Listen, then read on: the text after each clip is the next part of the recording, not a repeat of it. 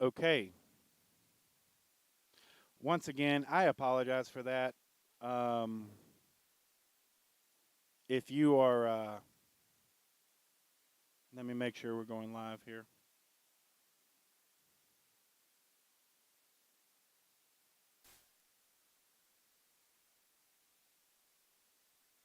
I don't see the, not seeing the live notification. There it is. Okay. Like I said, sorry about that. We, so Dog Troubles 101. If you have a dog and you, and he's a big German Shepherd, he will come into your room and rip your video cord out of the video camera. So that's uh that's what happened. I love him to death. I'm not mad at him. He's just a big puppy. So uh, he's a good dog. But he did rip the video cord out of my camera, so we lost feed, which is another reason why I can't wait for the new studio. But so applause to that. Yeah. Um, but so we were talking about um, Halls of Horror and how it's going to be amazing. I can't wait to get it started. I can't wait to jump in there and I'm telling you guys, Jason does an amazing job. The intelligence of this gentleman, you will have to just see it to believe it. That's all I'm gonna say. Because every year he's been doing this for 4 years now, and every year he comes out with stuff to absolutely terrify me, and that is something to be said. Like him's a good boy. That's right. Him is a good boy. Uh, I will tell you this about my dog. So, and this is the solid truth. If you know him, he is probably the sweetest, most kindest dog you'll ever meet in your life. But if you don't know him, probably not best to jump right in there until you get to know him, because bro has teeth. He's a German Shepherd.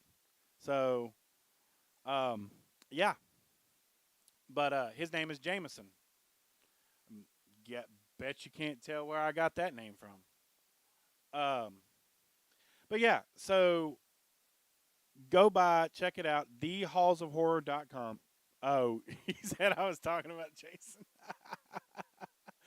Jason Jason is a good boy. He is. He tries to be, from what I understand. But yeah, so go by thehallsofhorror.com or you can visit their Facebook, Halls of Horror. Check them out, guys. I'm telling you, tickets will be available soon. It's going to be every weekend in October. So don't miss out. They're going to have some costume contests going on. Um, I know that one of the local news stations puts that on every year. They're going to have advertisements all over the place. There is no reason that you should not know about this, especially because you watch your favorite programming all the time, right? So, which is Satsuma Valley Productions. So, but yeah, we were talking about ways we can improve. That's what this show is about. I'm not gonna sit here and ask you for money. I'm not gonna sit here and ask you for donations tonight. Um, I'm probably not gonna do that ever again. But what I am gonna do is ask you for help in helping me trying to figure out what we should be doing along the lines of, because like I said, for those who missed it, next week we are going to start interviews again. Okay, we're going to start going back. We're not going to do them here. We're going to take our stuff on the road and actually go talk to people. um, so we're excited about that. I've got a slew of guests lined up already, but that's something we love to do, and that's something that's really exciting for us. So and I want to thank my wife and Melissa Jenkins and a bunch of other people for giving me that info. So that's what we want to do. All right. So with that being said, something in my, I don't know, but what else could we do? I know that sooner or later I'm going to open a mystery box. I bought a mystery box today from Miss Lynette Gilly. Um, she I paid some money and to her, and she gave me or she's giving me a mystery box. I don't know what that mystery box is going to entail because obviously it's a mystery box. But I'm going to open it live on air, so y'all will get to see what I get. And there might be a possibility I give some of that stuff away. So, depending on what's in it, if it's something really cool, probably going to keep it. But if it's not, somebody could probably have it. So, um, but we wanted to thank real quick our two winning answers from last week, Ashley Williams and Watley. Crystal Watley. They won our T-shirts for the last week's trivia question. So I'm going to open it up again. All right, you ready for this? Here is the question for this week. All right, the winner receives a Satsuma Valley production T-shirt. All right, you ready for this? Here is the question. The first person that answers it in the chat on my side will win this T-shirt. Okay. Last week we talked about what was the previous name of Satsuma Valley Productions. Obviously, we know that to be HTT Entertainment, HTT Media. Any of those answers were acceptable. Here is the other question. What year did we start filming So Here's the Thing? That's the question. The winner wins a Satsuma Valley Productions T-shirt. So Here's the Thing is our flagship show. If you have the answer, go ahead and put it in the chat box below. That's how we're going to do it tonight. So what year did So Here's the Thing start live feeding its streams? I'll give you a hint. Okay? It was the same year that how do I say this? I don't know. That's not a good hint. I'll tell you this. It was after 2018. There's a good hint. What year did So Here's the Thing start filming its productions? The winner, the person who puts it in the chat box below first, will win a free Satsuma Valley T-shirts. Oh, that was close, but not good, but not right, Chris. You can't answer multiple times, so y'all keep it up. Y'all let me know what year did we start filming our shows. There it is. All right. So Christopher Duran won. We started filming. So Here's the Thing. Our first show was June 6th of 2020. So we've been at it that long. So yeah. Chris, if you will, message me what size shirt you wear, and I will get one to you here as soon as possible. But yeah, so we're excited about what's happening, guys. We're excited about everything. Like I said, we're excited about our sponsors, Electrify, Advantage Homes. Thank you so much for sponsoring this time. Oh, look at that. June 6th was his birthday. Yeah, we started it in the middle of a pandemic because, we're geniuses.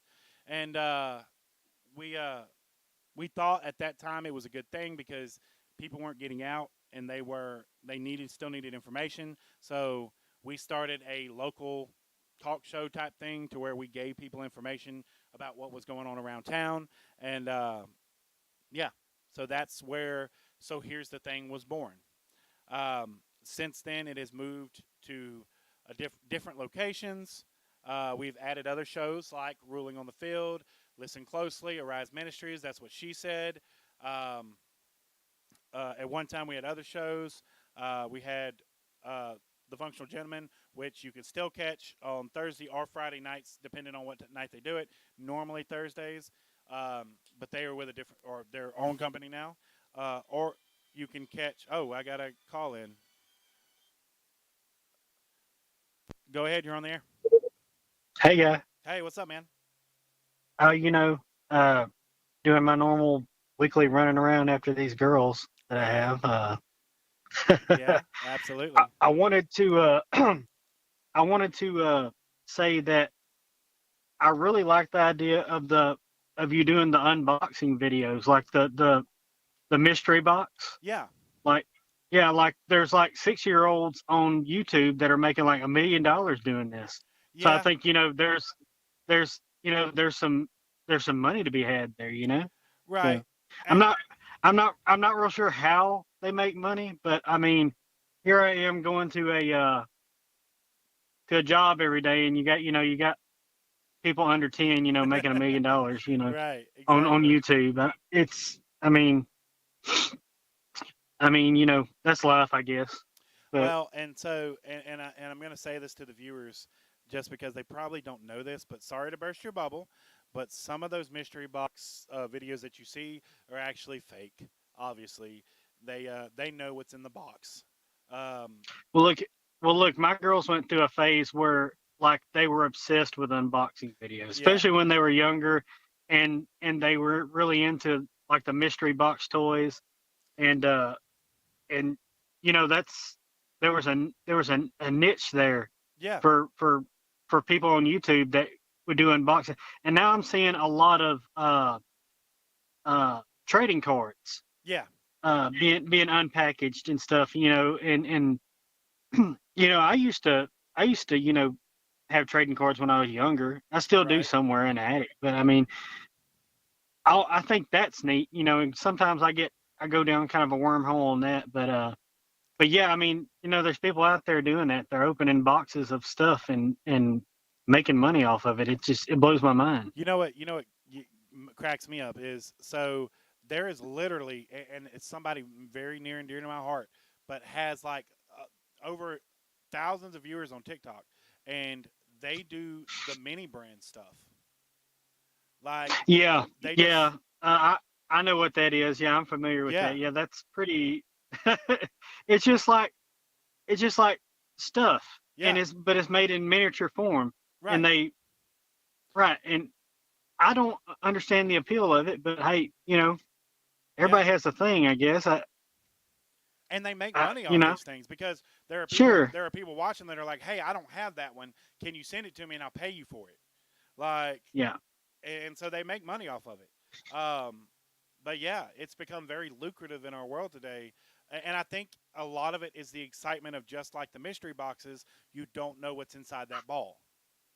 So I think sure. maybe it's a miniature version of the mystery boxes, and that's what's so appealing to people. And so on YouTube, how do they, make money?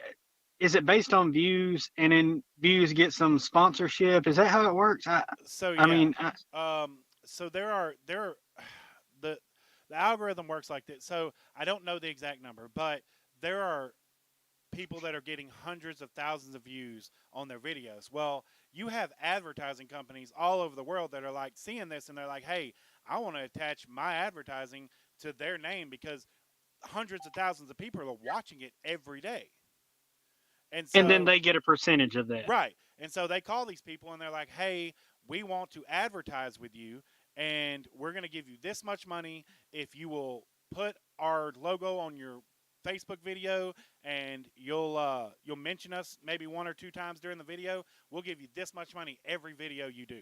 And these people are making millions of dollars by doing that. Yeah, Yeah.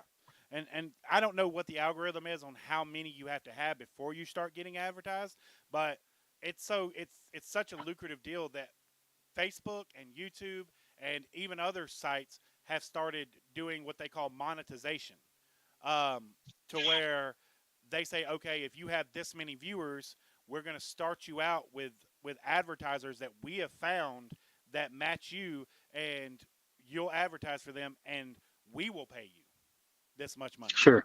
So But see, is that? I mean, is that a kind of a sellout thing? Because there was a there was a thing that I used to watch on YouTube, and it was a what it was kind of like a DIY yeah, uh, uh, husband and wife, and like I can't remember what it's Arfo Farmhouse or something like that. okay, And okay, and so we liked a lot of their stuff. My wife showed it to me at first. yeah, We liked a lot of their stuff because we liked the style that they were doing, that they were putting out, and we were about to build a house, right? So right, okay, I kept up with their channel stuff. They had a lot of neat ideas or whatever, and then they just like all of a sudden, you know, brought to you by Home Depot, powered by Home Depot, this and that. right, They sold out, and it wasn't as good anymore. It's almost like uh, people say, in the early '90s, when Metallica cut their hair, and that people say they sold out or whatever. I don't think they did, but like right, that, when you bring these sponsors in, these corporate people, like that actually, you mention like you're a NASCAR driver, you mention right. you mention your sponsors every time you say something, then it kind of diminishes it for me. It kind of takes away from what they're trying to do. Absolutely. But So I'll give you a really good example. So at one time, one of the biggest gamers, and these are people who live stream their video games, was a guy named PewDiePie. Okay, PewDiePie was making million. That was his gamer tag. He was making millions of dollars because he had millions of people watching these videos of him just playing video games. Well, sure, here's what happens. So he started getting name recognition. He started getting his name on energy drink cans.